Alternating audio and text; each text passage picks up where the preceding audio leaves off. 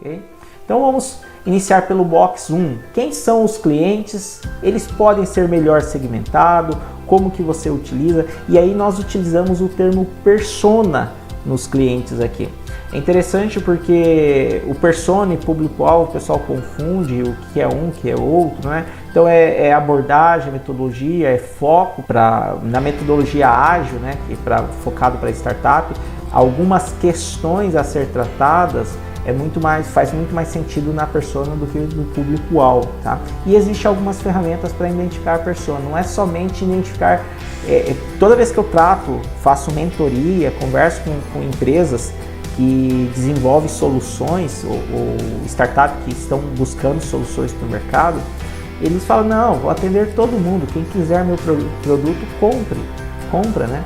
E aí eu sempre uso o exemplo da Coca-Cola. A Coca-Cola vende para todo mundo? Com certeza, quem quiser comprar uma Coca-Cola, pode comprar. Mas todo mundo toma Coca-Cola? Não é bem assim, porque pessoas, após uma certa idade, começam a ter a consciência da boa alimentação. E aí passa a não consumir frequentemente uma bebida. A Coca-Cola passa a buscar outros tipos de bebidas, né?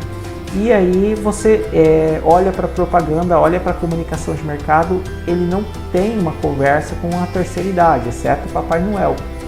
Então e aí o foco é para as crianças. Então, por mais que a Coca-Cola já esteja consolidada no mercado, ela continua ainda fazendo propaganda, se posicionando no mercado, porque ela sabe que se ela deixar de fazer propaganda no mercado, não que ela irá morrer, né, ou irá falir, e sim que os concorrentes conquistarão o mercado que ela poderia estar conquistando. Então, quem são os seus clientes? Eles podem ser melhor segmentados? E para isso, existem alguns tipos e classificações de clientes, né? Na definição do Canvas, né? Clientes são sempre pessoas físicas, nunca empresas, prédios, faixas demográficas. Ou seja, você pode até vender para uma empresa, mas por trás dessa empresa tem um comprador, tem um decisor. A empresa não toma decisão, o prédio não aprova investimento, um segmento de mercado sai com uma sacola da loja. Então, quando eu avalio realmente um mercado, eu não tenho que avaliar somente a persona em si. Por exemplo, Magazine Luiza. Quem que compra? O homem ou a mulher? Quem que paga? O homem ou a mulher? Quem que toma a decisão? O homem ou a mulher? Então, no relacionamento entre homem e mulher, lá você tem quem toma a decisão e quem efetua o pagamento. Então, a pessoa que desembolsa o dinheiro não necessariamente é a pessoa que deseja adquirir ou é a pessoa que está sendo não está sendo fomentada na criação de conexão, né, para desembolsar o dinheiro, né? Então, por exemplo, a ReHap. Quem que compra?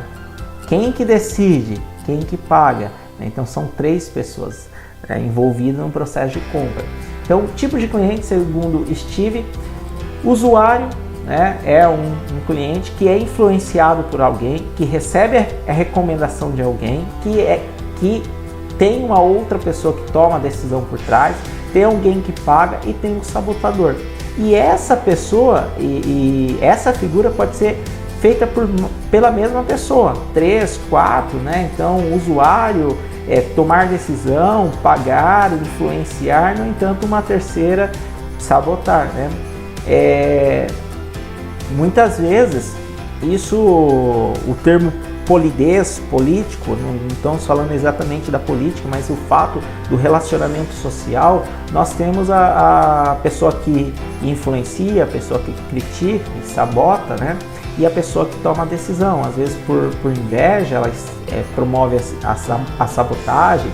Então, o usuário tem de fato problema, por isso precisa da solução. O influenciador é aquela pessoa que conhece o problema e ajuda na sua divulgação. Se convencido, ele se torna o advogado da empresa. O recomendador conhece bem o problema e qual deveria ser a solução ideal. Perceba que nós temos uma transição que muitas vezes o meu modelo de negócio tem que ser não só para o usuário final. Quem, no caso da Amanda que está citando aqui, de repente quem vai usar a solução é a pessoa lá da ponta. Só que você tem que convencer ali um tomador de decisão, um investidor, que é quem paga, né? Talvez o investidor, quem paga, o investidor, talvez não conheça profundamente o problema, mas é quem paga para ter o problema resolvido. Então, um grande investidor, ele pode muito bem não ter aquela dor, não se importar com aquela dor, conhece a dor superficialmente, mas não se importa plenamente, e aí ele desembolsa para investir ou não. E dentro de um conselho de uma empresa tem um sabotador também. Dentro dessa mesmo contexto, né, essa pessoa física, se nós pensarmos que é uma pessoa física, ela tem pré-conhecimento, pré-conceito, conhecimento prévio. Ele tem crença, tem valores, tem canais de comunicação, tem um posicionamento, tem uma opinião sobre determinados assuntos. Não existe pessoas sem cultura, tá? Não existe pessoas sem cultura. Todo mundo tem uma cultura, indiferente do seu nível de conhecimento. Então, a pessoa que assiste novela tem uma cultura. A pessoa que lê livro tem outra cultura. O que existe são pessoas ignorantes em determinados assuntos. Faz sentido, professores? Faz todo sentido, sim. Nossa, realmente é por aí mesmo. E uma questão, Tiago, que é interessante comentar, é que no início, a ideia era identificar as indústrias que iriam adquirir o aditivo que estava sendo produzido. Mas houve toda essa desconstrução e tal. Por isso eu falo da importância de realmente assistir a todos os treinamentos que estão sendo ministrados para que as nossas alunas, possam aí adquirir todo o conhecimento e elaborar um campus adequadamente. E elas estão assim fazendo um trabalho muito bacana, sabe? Elas prestam atenção, elas realmente colocam em prática tudo que está sendo feito. Então, bem bacana mesmo, faz todo sentido, sim. E é isso mesmo, sabe? É interessante essa identificação na empresa. Nós estamos lidando com indústrias, mas sim pessoas atrás delas. Perfeito, isso mesmo. É bem isso. E é interessante porque às vezes eu acabo impactando no meu plano de negócio porque eu não tenho esse olhar. E posso detonar uma ideia porque eu apresentei para a pessoa equivocada. O caso da Kodak aconteceu isso, né? Kodak, ela tinha uma ideia sensacional que foi apresentada no momento errado para as pessoas erradas e foi arquivado no cofre. 10 anos depois, o concorrente lança e a Kodak, nós sabemos, em 2010, 2012, entrou em falência, né? Então acontece muito isso mesmo. Né? E assim, pessoal, nós temos aqui perguntas específicas para cada situação, né? Então, quais são as dificuldades, soluções? Todos têm a mesma percepção. Se vocês olharem na forma de questionar, é a mesma questão, só que sobre diferentes perspectivas. Faça o número 6 na tela do seu computador. Né?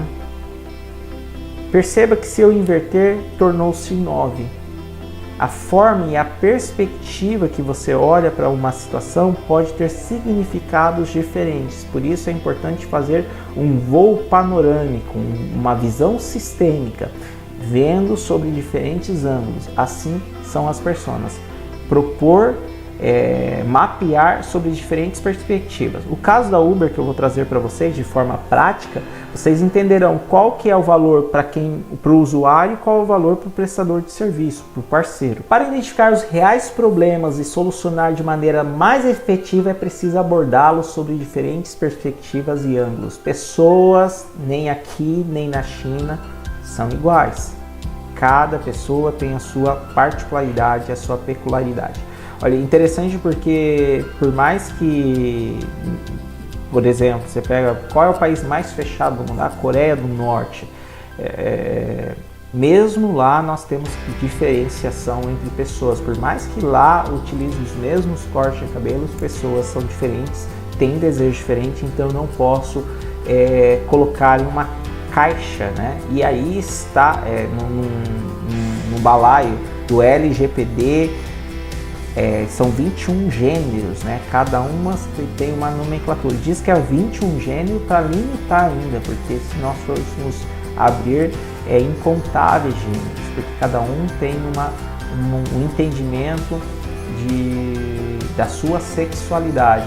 Então é importante entender qual é a sua persona, qual é o desejo da sua persona, qual é a dor da sua persona para conseguir desenvolver serviços e produtos adequados para elas. Para identificar a persona, existem algumas ferramentas mais elaboradas, mais simples. O geradordepersonas.com.br é um site gratuito que você desenvolve a sua persona com algumas perguntas para tentar entender. Então, assim, como a Amanda e a Luana estão fazendo atividades para a indústria, quem é a persona por trás dessa indústria? É uma pessoa graduada em engenharia? É uma pessoa graduada em administração? É uma pessoa sem graduação?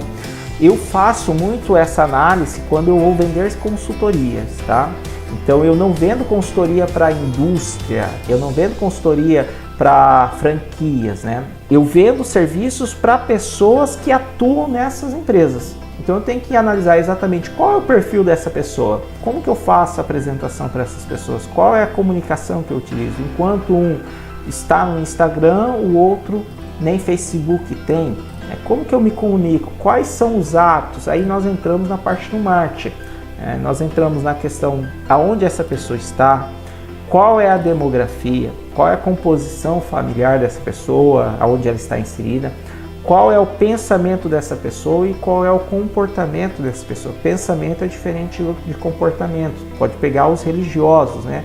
Pensa uma coisa, só que para manter a aparência se comporta de outra forma. Então é muito importante olhar exatamente sobre essa perspectiva, para que seja possível construir um pitch e analisar a perspectiva para desenvolver a solução, que é o nosso segundo box, tá, pessoal?